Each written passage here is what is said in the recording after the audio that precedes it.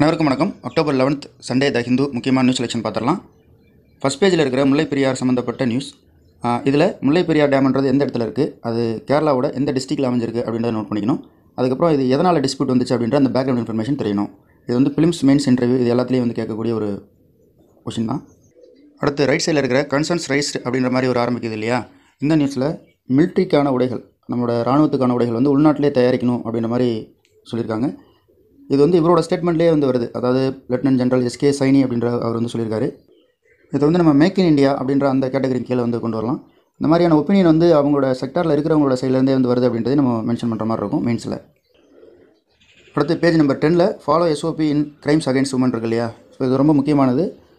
Social sector initiatives, crime against woman empowerment அப்படின்ற அந்த கீழே வந்து வரும். இதில் விமன் சம்மந்தமாக இந்தியாவில் அது முக்கியமாக கான்ஸ்டியூஷனில் அதுக்கப்புறம் வந்துட்டு என்னென்ன கவர்மெண்ட் ரிலேட்டடாக வந்து என்னென்ன ஆர்கனைசேஷன்லாம் வந்து இருக்குது அப்படின்றத நோட் பண்ணி வச்சுக்கணும். இன்டர்நேஷனல் லெவலில் கிரைம் அகேன்ஸ்ட் உமனை வந்து தடுக்கிறதுக்காக என்னென்ன விஷயங்கள்லாம் வந்து வச்சுருக்காங்க அப்படின்றதையும் நம்ம நோட் பண்ணி வச்சுக்கணும். அதே பேஜில் navy to hold bases with US கேரியர்னு இருக்கு இல்லையா. அதில் நேவி P8A அப்படின்ற மாதிரி ஒரு வார்த்தையை கொடுத்துருக்காங்க.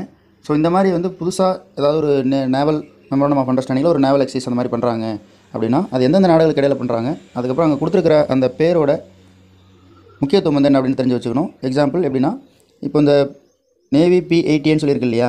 ஸோ இதை வந்து கொடுத்துட்டு இது ரீசெண்டாக வந்து நியூஸில் பேர் ஆச்சு, இது வந்து எது சம்மந்தப்பட்டது அப்படின்ற மாதிரி கேட்கலாம். ஸோ அப்போ வந்து இது வந்து நேவி சம்மந்தப்பட்டது அப்படின்ற மாதிரி நம்ம நோட் பண்ணுற மாதிரி இருக்கும். இதுக்கு வந்து ஆப்ஷன்ஸ் என்ன கொடுப்பாங்க அப்படின்னா, இது வந்து ஒரு பிளானெட்டில் இருக்கக்கூடிய ஒரு இடம், இல்லாட்டி ஒரு அஸ்ட்ராய்டோட பேர் அப்படின்ற மாதிரி மாற்றிலாம் ஆப்ஷன் கொடுக்கலாம். ஸோ அந்த மாதிரி வந்து ஒரு நம்பரும் ஒரு இங்கிலீஷ் அல்பபெட்டும் வந்து சேர்ந்து வந்துச்சு அப்படின்னா அது வந்து எது சம்மந்தப்பட்டது அப்படின்றத நோட் பண்ணணும். இது மாதிரி நிறைய கொஷின்ஸ்லாம் வந்து வந்திருக்கு. எடுத்து பார்த்தீங்கன்னா தெரியும் ஓல்டு கொஷின் பேப்பர்ஸில். அதே பேஜில் கீழே India will be playing and important அப்படின்னு ஆரம்பிக்குது இல்லையா. ஸோ இந்த நியூஸை பொறுத்த வரைக்கும் ஆப்கானிஸ்தானில் இந்தியாவோட ரோல் வந்து என்ன அப்படின்றத நம்ம நோட் பண்ணோம். ஸோ இண்டோ ஆப்கானிஸ்தான் ரிலேஷன் அப்படின்ற அதுக்கு கீழே வந்து வரும். ஸோ இது வந்து regional stability, terrorism, anti terrorism actions அப்படின்றது கீழே வந்து வரும். ஸோ டிப்ளமேட்டிக்காக இந்தியா எந்தெந்த ஸ்டெப்லாம் வந்து எடுத்திருக்கு, அப்போது இந்தியா ஆப்கானிஸ்தான் அப்படின்ற அந்த ஒரு ஃபேக்டரில் எப்படி இந்த ஆப்கானிஸ்தானில் பீஸ் ப்ராசஸ் வந்து வந்துச்சு அப்படின்னா இந்தியாவுக்கு அது எந்த அளவுக்கு பயனுள்ளதாக இருக்கும் அப்படின்ற அளவுக்கு நம்ம படிக்கணும். ஸோ இது வந்து முழுக்கவே ஃபிலிம்ஸ் மெயின்ஸ் இன்டர்வியூ ஓரியன்டான ஒரு கொஷின். அடுத்து வேர்ல்டு பேஜில் நார்த் கொரியாவோட இன்டர்கான்டினென்டல் பேலிஸ்டிக் மிசைல் பற்றி கொடுத்துருக்காங்க.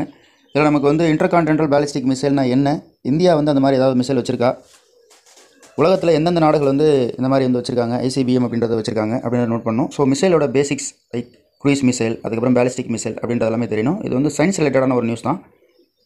இதில் செகண்ட் பேராகிராஃபில் ஒரு விஷயம் கொடுத்துருக்காங்க. அதோட நேம் வந்து கொடுத்துருக்காங்க.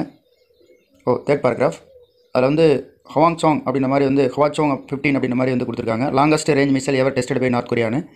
ஸோ இதெல்லாம் நம்ம நோட் பண்ணி வச்சுக்கணும். கொஷினில் இந்த பேரை கொடுத்துட்டு இது எந்த நாடை சேர்ந்தது அப்படின்ற மாதிரி கேட்கலாம். அஜர்பைஜானுக்கும் அர்மீனியாவுக்கும் நடக்கிற அமைதி பேச்சுவார்த்தை ரஷ்யாவில் நடந்துகிட்ருக்கு. ஸோ அதில் வந்து சில ஒப்பந்தங்கள் வந்து சைன் ஆகிருக்கு.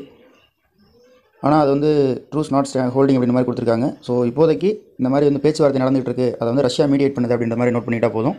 இதோட ஜாகிரபிக்கல் லொகேஷன் வந்து பார்த்துக்கலாம். ஏற்கனவே இந்த அஜர்பைஜான் அர்மீனியாவுக்கு இடையில் என்ன பிரச்சனை அப்படின்றத ஏற்கனவே ஒரு வீடியோ போட்டிருக்கேன், அதை போய்ட்டு நீங்கள் பார்த்துடலாம் உங்களுக்கு பேக்ரவுண்ட் தெரியல அப்படின்னா. அடுத்து தைவான் இருக்குது. தைவானை பற்றின ஒரு நியூஸ். ஸோ இது எதுவாக இருந்தாலும் நமக்கு வந்து ஜாகிரபிக்கல் லொகேஷன் ஆஃப் தைவான் அப்படின்றது தெரியணும். இதை சுற்றி இருக்கக்கூடிய கடல்கள், இதை சுற்றி இருக்கக்கூடிய நாடுகள் பற்றி நம்ம தெரிஞ்சுக்கிட்டா போதும். ஜாகிரபிக்கல் லொகேஷன் அதில் வந்து ரொம்ப முக்கியம். தைவானை பற்றின ஒரு வீடியோ வந்து இன்டர்நேஷனல் பிளேஸில் இருக்குது, அதையும் வந்துட்டு பார்த்துருங்க. ஸோ அதை ஓரளவுக்கு பார்த்தோம்னா சைனாவுக்கும் தைவானுக்கும் என்ன வகையான அரசியல் ரீதியான ரிலேஷன்ஸ் இருக்குது அப்படின்றது நமக்கு தெரிய வரும். அதுக்கடுத்து Israel to bring over 2000 Ethiopian juice அப்படின்ற மாதிரி இருக்கு இல்லையா. இதில் வந்து எத்தியோப்பியன் கேபிட்டல் அடிஸ் அபாபா பற்றி கொடுத்துருக்காங்க. அதுக்கப்புறம் அண்ட் கோண்டர் அப்படின்ற மாதிரி கொடுத்துருக்காங்க. இதோட ஜியோகிராஃபிக் லொகேஷன் எல்லாமே மேப்பில் நம்ம நோட் பண்ணி வச்சுக்கணும். அதுக்கடுத்து சவுத் சைனா சி அதில் நடக்கக்கூடிய பிரச்சனைகள் அதை பற்றி கொடுத்துருக்காங்க. ஸோ சவுத் சைனா சீயை வந்துட்டு சைனா ஆக்குபை பண்ண நினைக்குது. ஸோ அது ஏகப்பட்ட பிரச்சனைகள் அதை சுற்றி இருக்கக்கூடிய நாடுகள் கூட போயிட்டுருக்கு. ஸோ இதோட ஜாகிரபிக்கல் லொகேஷன் எப்பயும் போல் அதை நோட் பண்ணி வச்சுக்கணும் மேப்பில். அது முக்கியமாக இந்த மாதிரியான உலக ரீதியான விஷயங்கள்லாம் படிக்கும்பொழுது அதில் சொல்லியிருக்கக்கூடிய சிட்டியாக இருந்தாலும் சரி, அல்லது வந்து வேறு ஏதாவது ஒரு கடற்கரையோ அல்லது வேறு இடங்களோ வந்து கொடுத்துருந்தாங்கன்னா அதை வந்து மேப்பில் கரெக்டாக லொக்கேட் பண்ணிக்கணும். ஸோ அதை வச்சு நிறைய கொஷின்ஸ் வந்து கேட்பாங்க UPSCயில். அடுத்தது பேஜ் நம்பர் 13ல் RBI அப்பீல்ஸ்னு சொல்லியிருக்கு இல்லையா. இதில் வந்து நான் பர்ஃபார்மிங் அசெட் அப்படின்னா என்ன, ஒரு வாராக்கடன் சொல்லுவாங்க இல்லையா. அதான் இது எத்தனை நாள் வந்துட்டு வாங்கின கடன் வந்து திருப்பி கொடுக்கலன்னா அதை நான் பர்ஃபார்மிங் அசெட்னு சொல்லி டிஃபைன் பண்ணுறாங்க அப்படின்ற அந்த டேஸை வந்து நம்ம நோட் பண்ணி வச்சுக்கணும். அடுத்து சயின்ஸ் அண்ட் டெக்னாலஜி நியூஸ். இதை முழுக்கவே நம்ம படிச்சுக்கணும்.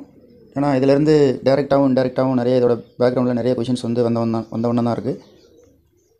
அதுக்கடுத்து ஃப்ரீக்வெண்ட்லி ஆஸ்க்டு கொஷின்ஸில் ஃபுல்லாகவே நோபல் ப்ரைஸ் வந்து வாங்கியிருக்காங்களே இந்த வருஷம், அவங்களுக்கான ஃபுல் ஆர்டிக்கல் வந்து கொடுத்துருக்காங்க. ஸோ அது என்னென்ன விஷயத்துக்காக நோபல் ப்ரைஸ் கொடுத்துருக்காங்கன்னு சொல்லிட்டு டீட்டெயிலாக கொடுத்துருக்காங்க. இது எல்லாமே நம்ம நோட் பண்ணி வச்சுக்கணும். எல்லாமே எக்ஸாம் ஓரியன்டட் தான். பேஜ் நம்பர் 16ல் வேர்ல்டு ஃபுட் ப்ரோக்ராமுக்கு வந்து இந்த வருஷம் நோபல் ப்ரைஸ் கொடுத்துருக்காங்க இல்லையா? ஸோ அதை பற்றின டீட்டெயில் கொடுத்துருக்காங்க. இதையும் நம்ம வந்து வாட்ச் பண்ணிக்கணும். அடுத்து லிட்ரேச்சருக்கான நோபல் ப்ரைஸ் கொடுத்துருக்காங்க இல்லையா? ஸோ என்ன லிட்ரேச்சர், அது எந்த மொழியில் எழுதப்பட்டிருக்கு, அதுக்கப்புறம் அந்த லிட்ரேச்சரோட தீம் என்ன அப்படின்றத நோட் பண்ணி வச்சுக்கிட்டா போதும். இதோட நியூஸ் செலெக்ஷன் வீடியோ முடியுது. மற்றும் ஒரு நியூஸ் செலெக்ஷன் வீடியோவில் சந்திக்கலாம். அனைவருக்கும் நன்றி.